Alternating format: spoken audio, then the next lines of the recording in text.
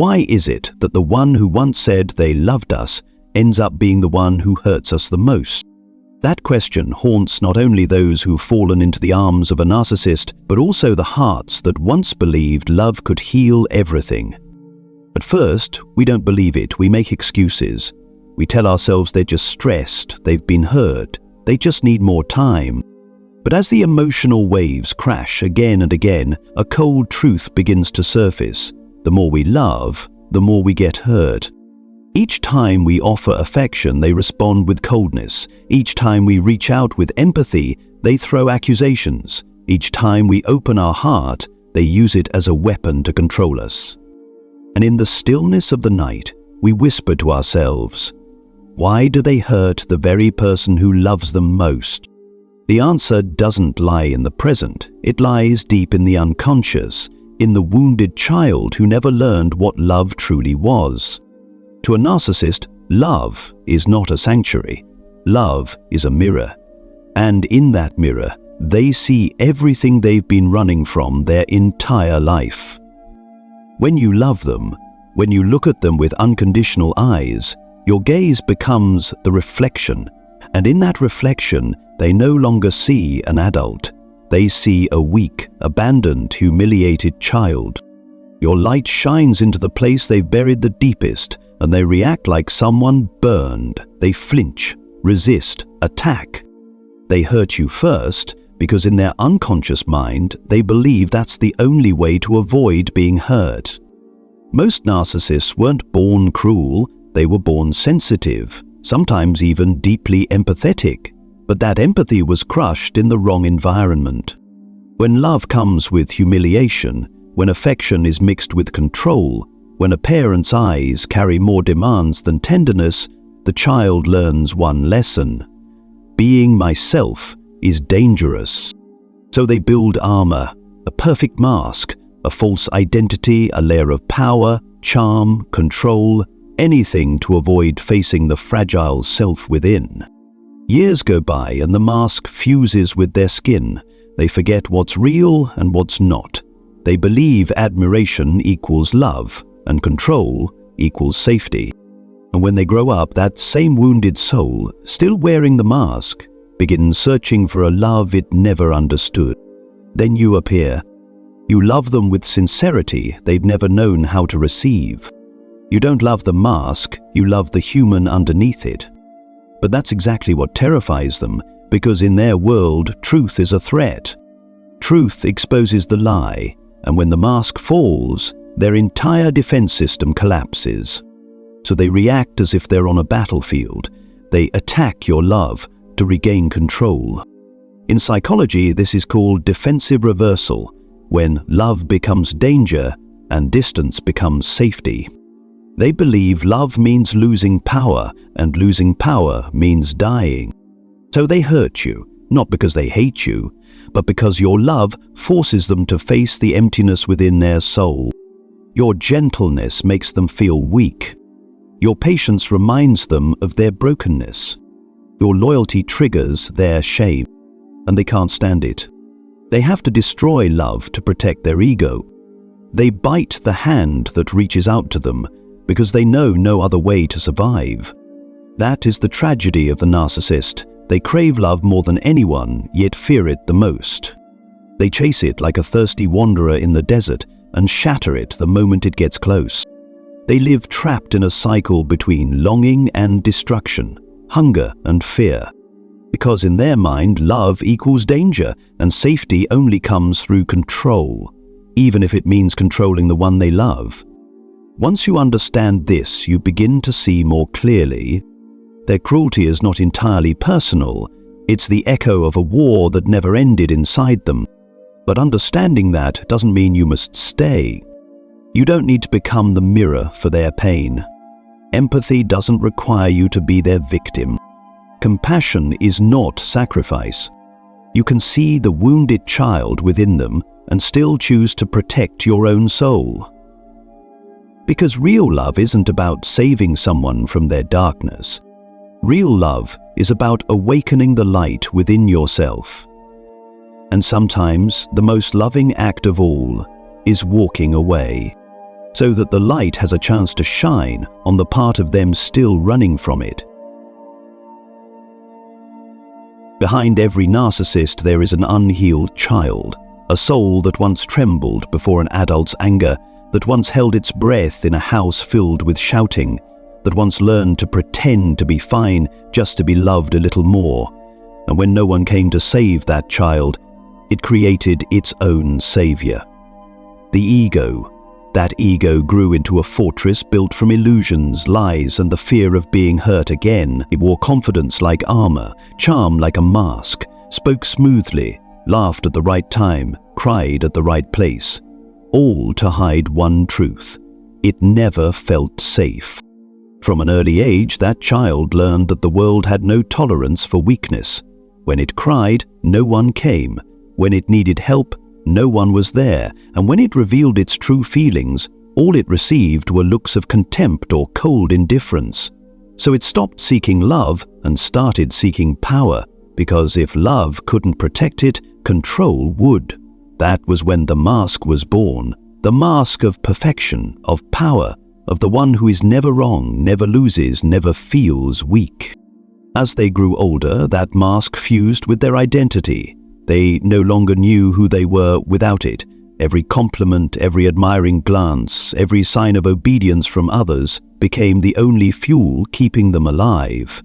This is what psychology calls narcissistic supply, the artificial energy that sustains an empty self.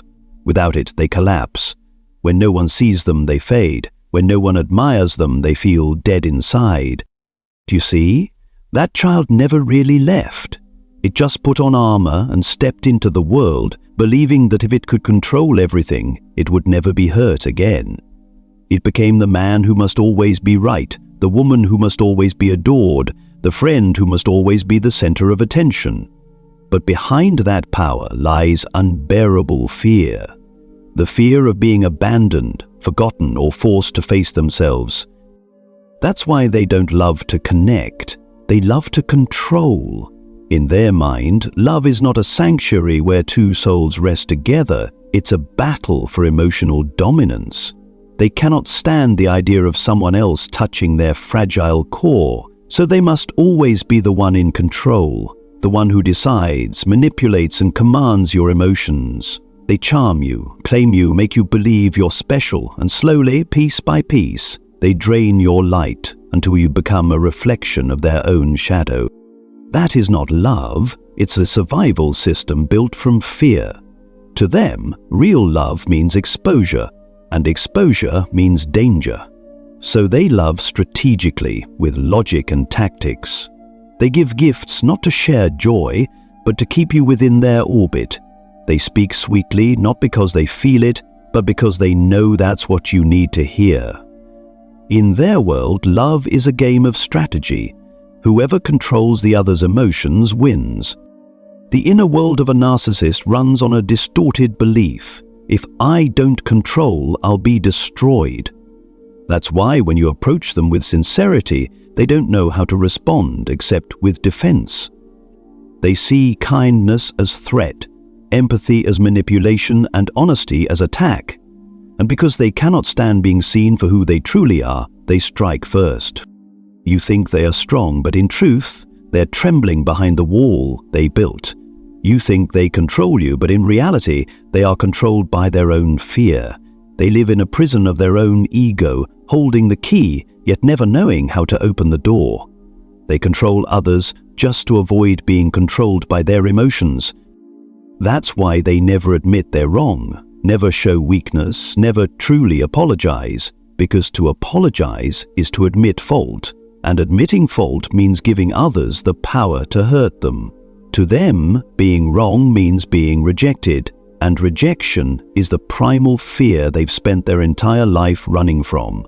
So they deny, deflect, attack, or disappear.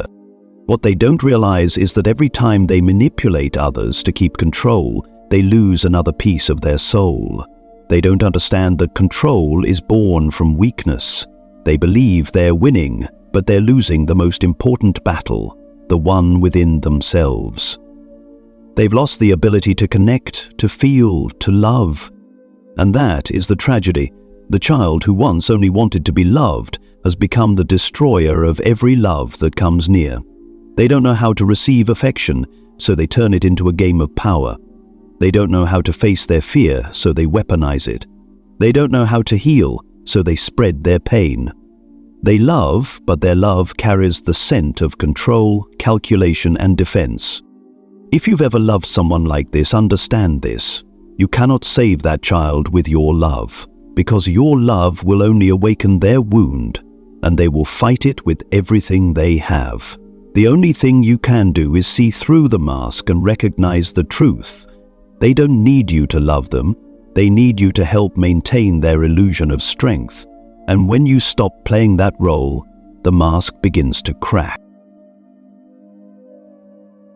When the mask has become part of their face, the narcissist no longer knows who they are. They can no longer tell what's real and what's false, which feelings are theirs and which belong to someone else.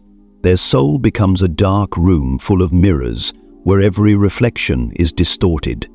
They no longer see themselves, they only see the reflection of their ego, and that reflection is you.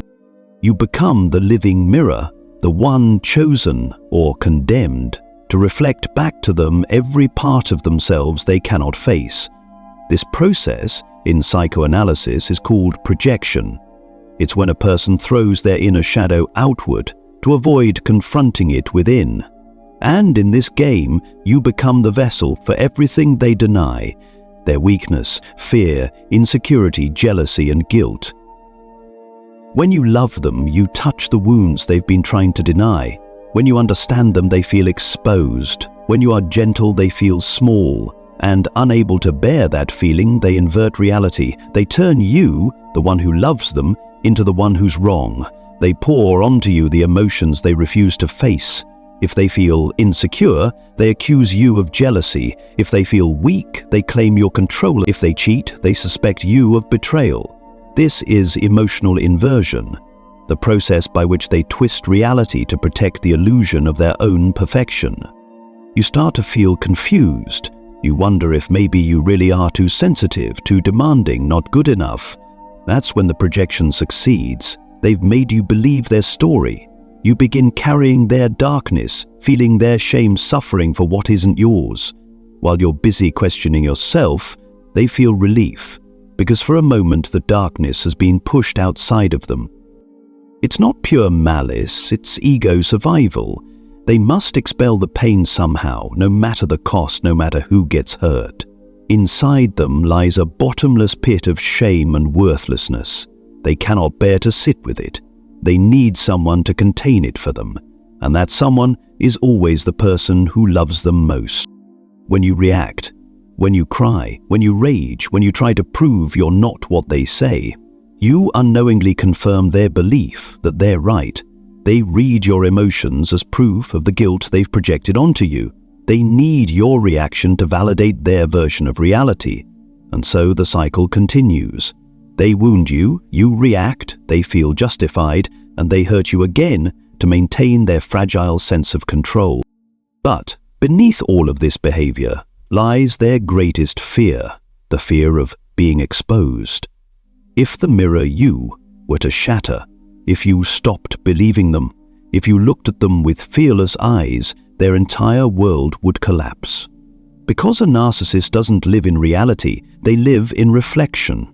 Without you, without an audience, without someone to echo the image they project, they cease to exist. So every time they sense that you're beginning to see the truth, they must do one thing: deny reality through emotional violence. They must make you doubt yourself, distract you, and seize control of the narrative. They'll cry, blame, or turn cold as ice, all to make you forget what you just saw. They're not just protecting their ego, they're protecting their existence. If you've ever loved someone like this, you'll recognize how masterful they are at reversing everything. They'll say you hurt them, while they're the one stabbing you. They'll claim you betrayed them, while they're the one who's been unfaithful. They'll swear they love you, but what they truly crave is possession, reflection, and validation through your eyes. They can't stand your silence, because silence is darkness, and in that darkness they'd have to face themselves. The painful truth is this: they don't hate you. They hate the way you make them see themselves. Your love is a mirror, and they fear the light it reflects, so they break the mirror to avoid facing their own reflection. They hurt you to escape their pain. They make you doubt yourself to preserve their illusion of power, and when everything finally collapses, they look at the ruins and whisper, "See, love always betrays me." Their world is a stage, and every performance is designed to protect one secret: the hollow emptiness within.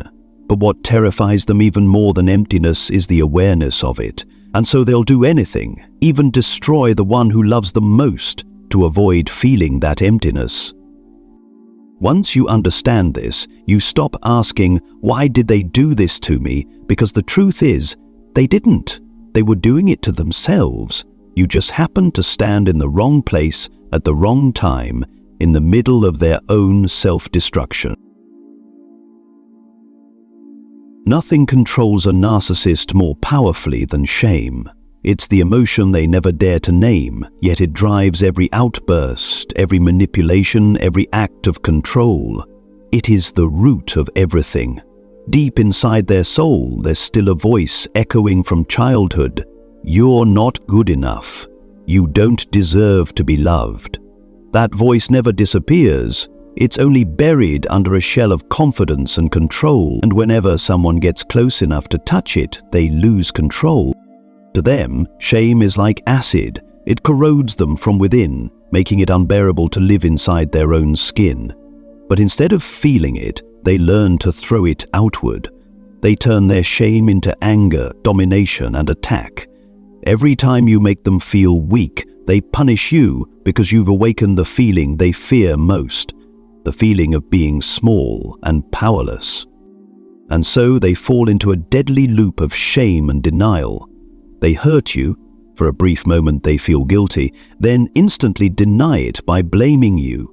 "I did that because you made me angry. You made me react this way. If you hadn't done that, I wouldn't have lost control." They twist reality to transform themselves from the offender into the victim.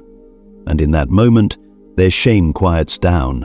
They feel safe again, but only for a while. Then it returns, deeper, louder, and the loop begins anew.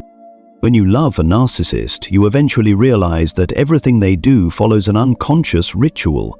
Harm, regret, deny, manipulate, repeat. There is never an end, only the repetition of the same script in 100 different versions. They promise to change. They cry.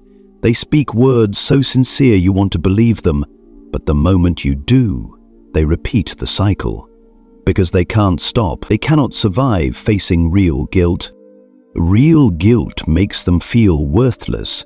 Denial makes them feel powerful. And between guilt and power, they always choose power. That's why they need to control you. Power is the only painkiller for their shame. Every time they hurt you, they feel less weak. Every time you cry, they feel stronger. Every time you apologize, they feel alive, and so they become addicted to hurting you just to avoid feeling hurt within themselves. The paradox is that after every episode, they feel emptier. Deep down, they know they've just pushed away the only person who truly cared for them. They know they've destroyed the very love they crave most. And so the shame returns even stronger. It drives them to do whatever it takes to pull you back. Apologies, promises, tears, vulnerability, remorse. All just to keep you close enough to continue reflecting them. That's the moment the cycle of dependency begins. You think they're changing, while they think you still believe. Both of you step back into the same dance. You heal, they destroy. You forgive, they repress. You love harder, they grow colder. Slowly you become addicted to the rhythm itself, addicted to the hope and disappointment, to the love and the pain, to the breaking and the comforting. This is what psychology calls a trauma bond, a connection built from suffering itself. And that pain, ironically, begins to feel familiar. You grow used to the hurt, as if it were the only language of love. Meanwhile, they become addicted to your emotional reactions, your anger, your tears, your attempts to fix things. They need your emotions to survive, and you stay because you believe leaving will destroy them. But the truth is, both of you are already destroyed, just in different ways. They collapse inwardly, you collapse outwardly. The more you love them, the more you lose yourself. Without realizing it, you get pulled into an emotional loop with no way out, where love becomes obedience and compassion becomes a weapon used against you. They can't live without you, but they also can't love you. They need you, but they must destroy you to keep believing they're stronger than their own shame. The truth is, beneath all the anger, blame, and power games, the narcissist is simply a person drowning in their own shame. They don't hate you, they hate how small you make them feel. They hate how your love reminds them of the tenderness they were once denied. Every time you love them, you remind them of a kind of love they never received, and they can't stand it. They must turn love into punishment to confirm what they've always believed. Love hurts. I was right not to trust it. And so, they create the very reality they fear most. They hurt the one who loves them, end up alone, suffer from loneliness, and then seek another person to start the same cycle all over again. A maze with no exit. And you, the one who once loved them, will face a choice. Will you stay trapped in that maze, or will you walk away, letting the light lead you back to yourself? At some point, you will reach exhaustion. Not because you are weak, but because you've spent all your strength trying to save someone who doesn't want to be saved. You will realize that love cannot reach a soul that has built a wall of fear. You can knock, you can cry, you can wait, but if the person on the other side refuses to open the door, you are only draining yourself. And that moment of realization is where awakening begins. Awakening doesn't arrive in a burst of light, it comes quietly. It comes when you realize there are no more tears that can wash away this pain, no more apologies that can heal a wound constantly reopened. It comes when you stop searching for reasons, stop asking why, stop trying to understand. Because what needs to be understood isn't about them, it's about you. You once believed that if you loved enough, you could heal them. But now you understand that love cannot save someone who uses it to hide their fear. You cannot heal a person who uses your love to reinforce the walls around them. They don't need your love. They need your reflection. And when you shatter, they'll simply look for another mirror. The painful but liberating truth is this: you were not born to be anyone's mirror. You were born to become your own light. Healing is not about forgiving what they did. It's about accepting that you cannot change them. Forgiveness is not saying, "It's okay." It's releasing the need for justice from someone incapable of genuine love. Healing is looking straight at your wound and saying, "I don't need you to know that I am worthy." When you stop, when you no longer react, when you choose silence, something miraculous happens. Your silence becomes a new mirror, but this time not for them, for you. You begin to see who's been living inside you, the child who thought love meant endurance, who mistook kindness for sacrifice, who believed silence was weakness. Layer by layer, you peel away those illusions. You begin to love without losing yourself. Healing is not about finding a way to make them come back. It's about no longer wanting them to. It's when you see them clearly, not as the idealized image your loneliness once created, but as they truly are, a lost soul trapped inside their own reflection. You look at them and instead of anger, you feel compassion, but not the kind that holds on. It's a quiet compassion, the kind that only appears when your heart has finally stopped bleeding. You begin to understand that everything happened not to destroy you, but to awaken you. The narcissist didn't come to steal your light. They came to show you where it wasn't strong enough. They taught you about boundaries, about self-respect, about the power of stillness. They helped you see the parts of yourself still waiting to be healed, the part that believed love must hurt, the part that feared loneliness so much it accepted pain as proof of love. That's where the journey home begins. Carl Jung once said, "One does not become enlightened by imagining figures of light, but by making the darkness conscious." You don't awaken by dreaming of light, but by facing your own darkness, the part of you that chose them, clung to them, believed that love must include suffering. When you finally have the courage to face that part, you begin to reclaim every piece of energy you once gave away, unconditionally, and slowly the darkness begins to fade. Freedom doesn't come when they change. Freedom comes when you no longer need them to feel worthy. When you learn to stand in the light of truth alone, you realize that love is not a rescue from another person. It's a return to your whole, unbroken self. You don't need anyone to complete you. You just need to stop giving your soul to those who don't know how to hold it. And one day you'll look back at everything, without bitterness, without resentment. You'll see the person who once hurt you and feel gratitude, because through them you were forced to meet yourself. Through them you discovered that you deserve a love that doesn't require pain to exist. Through them you found the path home, where you are no longer a mirror for anyone, but the flame that lights your own soul. Remember this: your silence is not weakness, your boundaries are not coldness, your departure is not running away. They are all sacred acts of awakening. Every step you take away from them is a step back toward yourself, and in that very moment, when you stop fighting for someone else's love, you begin to live again in your own.